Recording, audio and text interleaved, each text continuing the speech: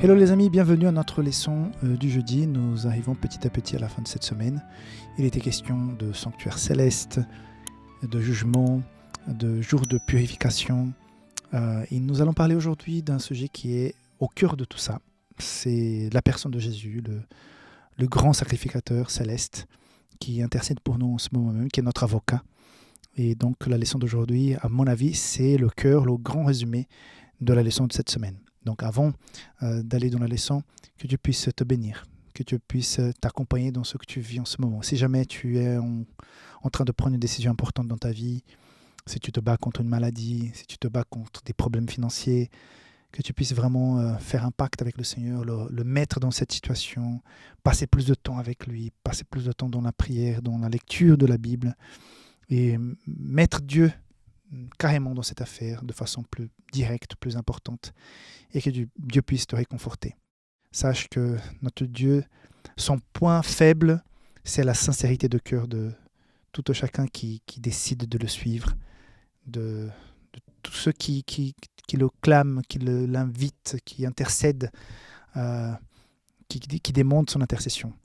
Donc, cherche le Seigneur et tu verras que les choses vont aller beaucoup plus facilement. Ok ? Voilà, donc entamons la leçon d'aujourd'hui, jeudi. Pour la leçon d'aujourd'hui, je te propose de lire Hébreux chapitre 10. On va lire du verset 12 au 14, qui résume un peu la leçon d'aujourd'hui. Lui, après avoir offert un seul sacrifice pour les péchés, s'est assis pour toujours à la droite de Dieu, attendant désormais que ses ennemis soient devenus son marchepied. Car par une seule offrande, il a amené à la perfection pour toujours ceux qui sont sanctifiés. Mes amis, Jésus est au centre de tout ce que nous avons vu jusqu'à présent dans cette leçon. Jésus est au cœur de ce sanctuaire terrestre, céleste, de ce jugement, de tout ce plan de salut qui a été bâti, construit. Tout ça se base sur le fait que Dieu, un jour, a permis que son Fils puisse venir sur cette terre et mourir pour des gens qui franchement ne valaient pas la peine, entre guillemets, pour nous.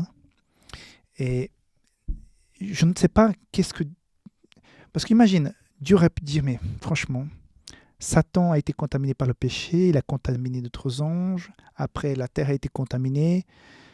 Écoute, je vais finir avec tout ça, on va les effacer. Mais après, ceux qui étaient déjà créés vont pouvoir se poser des questions et dire que peut-être il n'y a pas de justice, mais ils ne connaissent pas les conséquences du péché, donc ils n'auraient pas pu voir que ça allait finir mal. Donc, écoute, on va devoir effacer toutes les créatures et redémarrer tout avec le Père, le Fils, le Saint-Esprit. Avec que nous trois, on va redémarrer la création de tout être humain, toute créature, y inclut l'être humain, à nouveau. Non, Dieu n'a pas fait ça. Dieu a permis que son Fils puisse venir sur cette terre et s'intéresser à des gens petits, qui sont mauvais, qui n'ont pas de valeur,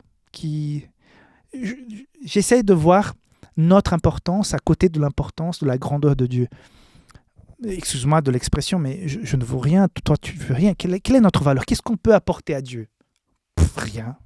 C'est lui qui apporte tout. Et lui vient et dit, mais malgré tout, malgré le fait que tu sois tout sale, tout petit, tout mal habillé, tout mal, quoi. Mais je t'aime du plus profond de mon cœur. Et ce Jésus, il s'est mis à la chemise, il est venu sur cette terre, il a vécu une vie avec nous, comme nous. Il a passé par la tentation, il a été éprouvé, il a souffert moralement, il a souffert physiquement, il a fait souffrir d'autres personnes. Imagine, sans faire exprès, Jésus a fait souffrir d'autres personnes. Il a fait souffrir par exemple sa maman, qu'il aimait, c'était son fils. C'est vrai, elle savait qu'il était différent, mais c'était quand même son fils. Et puis, j'imagine Marie qui regarde Jésus, qui est frappé, qui est mis sur la croix, la souffrance qu'elle a dû subir, sentir à ce moment-là. Et je pense que Jésus souffrait parce que sa maman souffrait et qu'il ne voulait pas qu'elle souffre, mais voilà, il est allé jusqu'au bout de ce plan de salut. Ça a été vraiment très compliqué, très difficile, mais voilà, il est ressuscité. Il est à nouveau à la droite du Père. Et maintenant, par ce qu'il a fait jusqu'au bout, il va mettre ses ennemis sur son marchepied. Il est le vainqueur. Et en ce moment, il intercède pour chacun d'entre nous. C'est notre avocat. C'est celui qui juge, en même temps, c'est celui qui nous connaît, qui nous défend. C'est-à-dire, il n'y a pas de problème. Le juge connaît aussi bien le client comme l'avocat de défense parce que c'est le même. C'est dingue, ce jugement de Dieu. Donc, il n'y a pas de problème. Si nous avons accepté Jésus, si nous vivons une relation intime, réelle avec lui, je n'ai pas à craindre. Je n'ai que à remercier la grâce, la puissance, l'amour de Dieu parce que, waouh, nous serons sauvés, nous vivrons éternellement, nous serons avec Jésus parce qu'il nous aime. Même si nous n'avons pas beaucoup de valeur à nos yeux, nous avons énormément de valeur à ses yeux. Tu vaux beaucoup, tu en veux la chandelle, la peine. Jésus t'aime énormément. Peu importe tes origines, peu importe d'où tu viens, peu importe qui tu es, les bêtises que tu as fait, Dieu t'aime. Il va te sauver. Il a déjà scellé ça avec son sacrifice. Et en ce moment, il est dans le sanctuaire céleste. Il intercède pour toi. Il est en train de plaider pour toi. Il est en train de donner tous les outils qui sont à notre disposition pour te sauver. La seule chose qu'il ne peut pas faire, c'est de décider à ta place, décider à ma place. Donc, le sacrifice de Jésus, nous allons mettre du temps à y comprendre. Du temps. Mais c'est tellement grand, c'est tellement puissant. Ne passe pas à côté de cela. Prends ta décision de le servir. Prends la décision de passer du temps avec le Christ. Ça va impacter ta vie d'une façon incroyable. Et tu ne vas pas regretter. C'est merveilleux d'appartenir au Seigneur.